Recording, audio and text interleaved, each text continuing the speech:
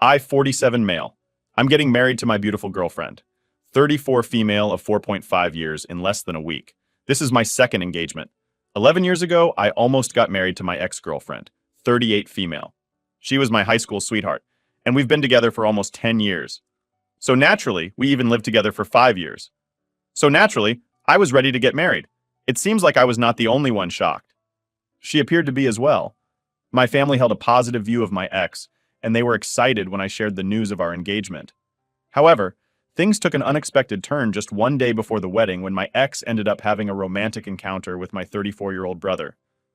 Adding to the shock, my ex had suggested that I spend the night before the wedding at a hotel, believing it was necessary to stay separately to avoid bad luck. And I did what she asked of me. Unfortunately, or maybe fortunately, I'd forgotten my shoes back home and had to go back for them a few hours after I'd reached the hotel. When I went back home, I was surprised to see that the lights were out in the living room since my ex hated turning out the lights while leaving a room and couldn't believe that she'd remembered. I went in and headed straight to the bedroom since that's where I kept the shoebox, because that's how special it was to me. But when I opened the door to my room, I was greeted with the worst thing I'd ever seen. My ex was lying in bed with my little brother and was so caught up in their act that they barely even noticed that I'd entered the room. It took only a few seconds for them to notice me, but I was completely frozen, unsure of how to react. My world crumbled around me, and as soon as I comprehended what I had just witnessed, I instinctively made a run for it. Despite my ex calling after me, I drove back to the hotel in a state of hyperventilation and panic, outright refusing to accept what I had seen.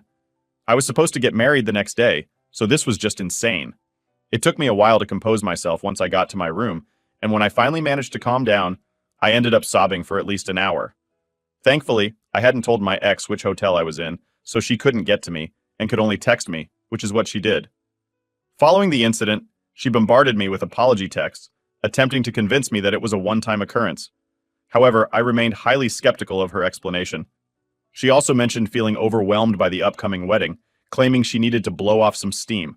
According to her, my brother had always been there for her, leaving her unsure of whom else to turn to in that moment. I could hardly believe that she was even trying to explain herself after what I'd seen and blocked her immediately. I also blocked my brother since I wasn't interested in any of their bullcrap.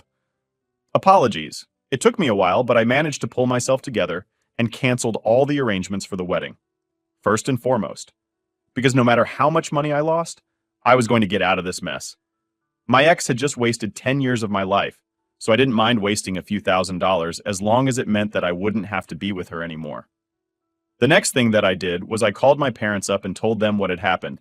They were really confused about whether they should be consoling me or cutting my brother off. I allowed them some time to contemplate the situation. By then, it was late in the evening, so I ordered dinner for myself and then cried myself to sleep. Following that day, I encountered my ex only twice. The first time was when she returned home to gather her belongings and leave. The second time occurred a couple of years later at a mutual friend's party, where she attempted to engage in conversation with me. But I left as soon as I spotted her coming my way. My brother and I also haven't spoken since then, because my parents have cut him off for what he did to me. Last I heard, he was working in Europe, and hasn't come back here for 3 years now. Anyway, that was all in the past, and I've managed to move on from that horrible episode. I'm in a better place now, and definitely was a better woman, whom I trust wholeheartedly. It was all going well until a few days back, exactly 1 week before my wedding. My ex reached out to me. I don't know how she found out about me or my wedding, but she contacted me from a new Facebook account. Since I'd blocked her original account first, and sent me a ton of messages about how devastated she was to hear that I was getting married again.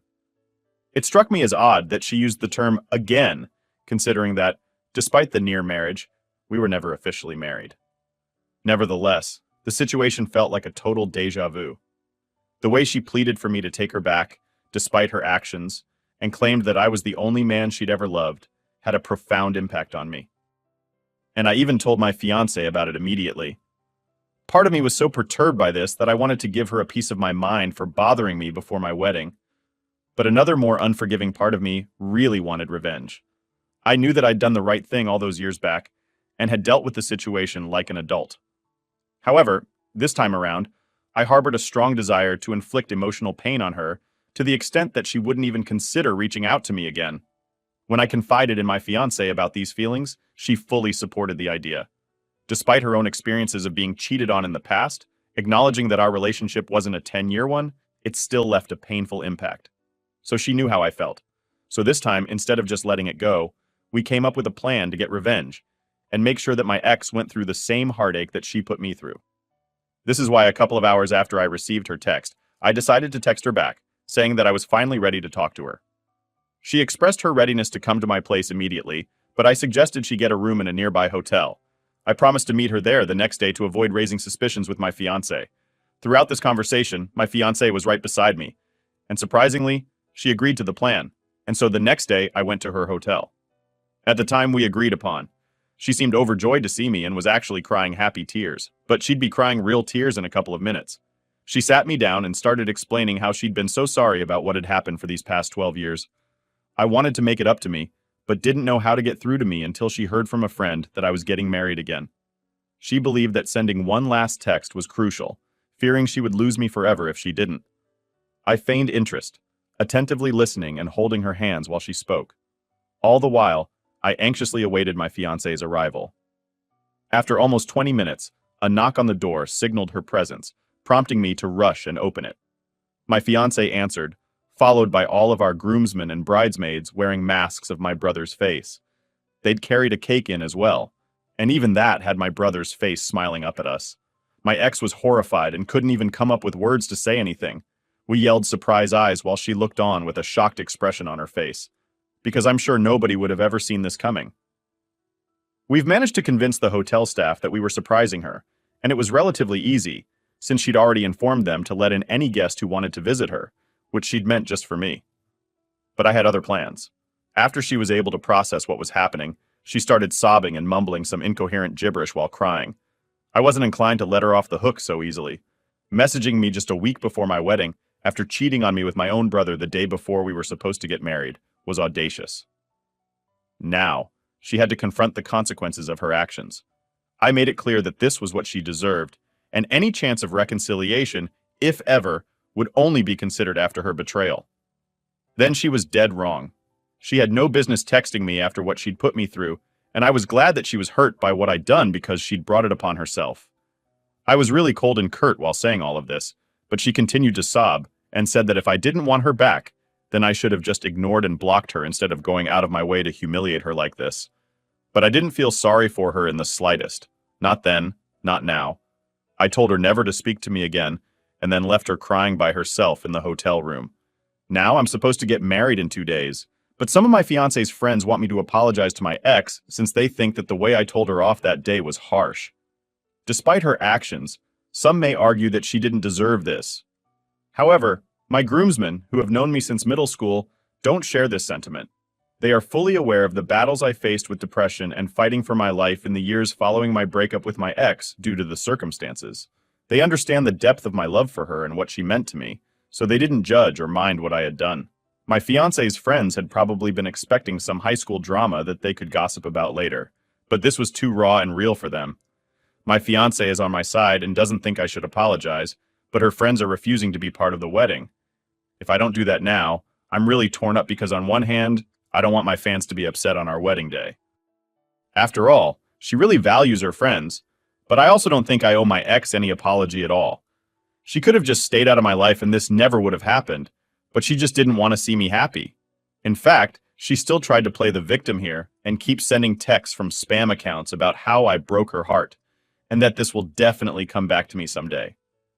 I don't particularly care for this brand of emotional manipulation, not from my ex, and most certainly not from my fiancé's bridesmaids. Now I know that she's never going to tell me to apologize just for her sake, but I sort of feel obliged to at this point, and that's why I'm here. I'm running out of time, and I need to decide what I'm going to do right now. 80 for humiliating my cheating ex after she tried to get back with me just a week before my wedding. Update 1. So the response on this has been pretty diverse to say the least. There's just 1 day to go until the wedding, and I decided to speak to my fiancé before I actually do anything.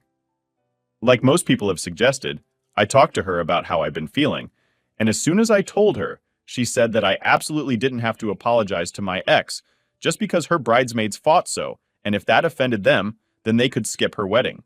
She shared that her bridesmaids were unaware of the details, and many of them believed that I had overreacted, even after she explained that my ex and I had been together for a decade, and she had cheated on me with my brother. An act perceived as incomprehensibly cruel and unforgivable. Despite the severity of the situation, they remained unconvinced, still thinking I was being unreasonable and owed her an apology, so she gave up trying to explain my side of things to them, and even told them that they didn't have to attend our wedding if they didn't feel like it. She hasn't spoken to her friends in one whole day, and it seems really unlikely that they'll be attending. One of them even paid her back for the cost of the bridesmaid dress that she'd bought them all, and she thinks that most of them are going to skip. She's putting up a strong front for my sake, but I know she's hurting since these women have been her friends since high school. My fiancé says she doesn't care, but I know she does deep down. So I've decided to talk to her friends and try to convince them myself. As for my ex, she has become quite a nuisance. Just a few hours ago, she somehow managed to call me and spent a whole 15 minutes trying to argue. She was insistent on convincing me that I was still in love with her, but just too proud to admit it. Why did she think so? Well, according to her, I went to such great lengths only to humiliate her.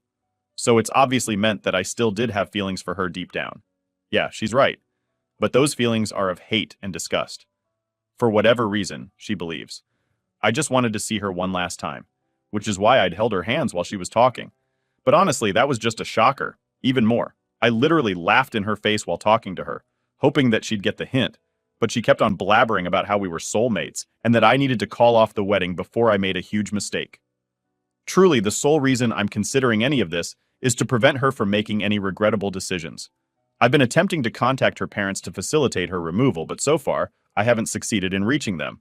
Consequently, I'm patiently waiting for their response. Once they step in, I'll finally be able to part ways with her for good. Don't get me wrong, I still hate her, but I also don't want her to hurt herself. I'm not that inhuman. Update 2. Hey guys! So we're officially married now. It's been a couple of days since the ceremony, and I still can't believe it. She's now my wife. I'm thrilled. But unfortunately, there's still sad news. Her friends ended up not showing up to the wedding, despite my attempts to get them to come. I personally called each one of them up to explain why I'd done what I'd done and why I didn't want to apologize. But they didn't care much for it. Even when I asked them to attend just for my wife's sake, they weren't too hot on it. And that just seemed bizarre to me because I surely attend a friend's wedding, even if I didn't particularly like the person they were getting married to. I only learned the real reason yesterday when my wife finally confessed that she'd had a feeling her friends wouldn't attend. Whether or not I apologized simply because of the fact that she'd refused to do what they'd asked of her and had disagreed with them. They didn't like that one bit and believed that they were all one unit, so they always needed to have a united front. These friends from high school had been part of her life for a long time, and despite managing to keep the friendship intact over the years due to a lack of significant disagreements, this was the first time their bond faced a serious test. In this instance, she chose me over her friends, a decision that didn't sit well with them. She confessed to feeling a bit upset about the situation, but was too embarrassed to admit it, considering the whole situation to be juvenile. I didn't mind though, since at least now I was sure that this wasn't really my fault, and her friends were just self-centered. My wife even said that part of her was glad that they'd refused to attend, because she could finally stop trying to fit in all the damn time and could live life on her own terms without constantly having to seek her friends' approval. So that was good for us, I suppose. Also, my ex's parents finally responded to me on the evening before my wedding. I explained to them hurriedly what their daughter had tried to do and how they needed to get to the hotel she'd been staying in and take her back with them for her own safety because she was being really psychotic and delusional. I didn't feel it was appropriate for her to be left alone. It turns out they were on a hiking trip without network access. However, upon their return, they assured me that they would come to take her back as soon as possible and even expressed gratitude for informing them. I haven't received any updates since then, but I presume they successfully brought her back home. Update 3. Hi guys. It's been a week since my wedding, and unfortunately it's been nothing but drama so far. As I mentioned, my girlfriend or her parents hadn't been in touch with me since the last time I spoke to her parents. I'd assumed that they'd take her home, but apparently not. 2 nights ago, there was a knock at our door, and since it was really late, my wife and I had no idea who it could be, because we weren't expecting anyone. I made the mistake of opening the door before looking through the cameras, and when I opened up, my ex pushed past me and walked in with her bags. My wife was sitting on the couch and literally sprang to her feet as soon as my ex walked in. I was about to ask her what she was doing in my house, but before I could say anything, she told me that she was here to stay. She told me that her parents had come to bring her home a few days back, but she had refused to go since she knew that I would take her back soon. My wife and I were stunned and had no idea how to react because of how crazy all this seemed. She told me that her parents had tried to force it to go back with them, but she'd had a huge fight with them and ended up staying at the hotel. Now, she was running out of money and made the decision to move to my place. Her reasoning was that spending enough time with her again might trigger memories of the past and lead me to fall back in love with her. I was utterly perplexed and had no idea how to react due to the sheer strangeness of the situation. My wife tried to speak to her, but she ignored her presence altogether and continued speaking to me, demanding that I let her live with us. I told Rose gently, as I could, that I was a married man now, and she couldn't just show up here to live with me, but she said that she didn't accept the wedding, so in her eyes, I was still unmarried. I couldn't believe that this was happening, but neither did I have the heart to kick her out, because honestly, she seemed seriously unstable, and it appeared to me that she needed help. So I sat her down and told her to wait in the living room while I went to the bedroom with my wife to discuss what we should do next. Thankfully, my wife was also quite sympathetic, and knew there was something seriously off about how my ex was behaving. She needed serious professional help, and we realized it. I tried to get through to her parents, but they didn't accept my calls and texts back, saying that they couldn't force to come back anymore, and she was clearly too psychotic to live with them. Now, she was on her own. It was evident that her parents were embarrassed by her, and it was disheartening to witness how they were prepared to abandon their own daughter once they realized she was facing difficulties with no other options left. In response, I called my own parents, and they arrived within half an hour. My ex had fallen asleep on the couch in the meantime, which turned out to be fortunate. Upon my parents' arrival, we decided to take her to a therapist as soon as possible, as her recent actions left us uncertain about what she might be capable of at this point. My wife and I let her stay that night because honestly, neither of us could bring ourselves to hate her anymore because of how sad the whole situation was. Clearly something had snapped in her mind, and she needed to be treated for it at the earliest. And the poor woman didn't even have her parents to count on anymore. My parents and I took her to the hospital the next day, and she was still rambling about how she was glad that I was finally coming around and had even started planning our wedding. We brought her to a mental health professional, but she adamantly refused, insisting that she felt perfectly fine. Despite numerous struggles and complications, the doctors were eventually able to calm her down with medication, including drugs whose names I don't recall. Following the treatment, she appeared considerably more composed. A couple of hours later, she finally expressed the desire to return home. I brought her home, and we let her rest in the room while my family and I sat in the living room thinking about what to do next. My wife and I were really relieved when she said that she wanted to go home now, and even helped her pack the stuff in the trunk of our car. We drove our home together. She remained silent throughout the ordeal, leaving us at a loss for words in such a challenging situation. Upon returning home, she apologized to both of us for the trouble she had caused and expressed her shame over everything that had transpired. My wife and I felt a sense of awkwardness throughout the interaction, but we reassured her that it was okay and advised her to prioritize self-care before heading back home. I didn't know if it would help or not, but I did contact my ex's mother and fill her in on everything that had happened. And I guess that finally made them realize the gravity of the situation. She told me that she's moved in with her daughter and said that she'll keep us updated. And despite whatever has happened so far, my wife and I truly wish that she gets better.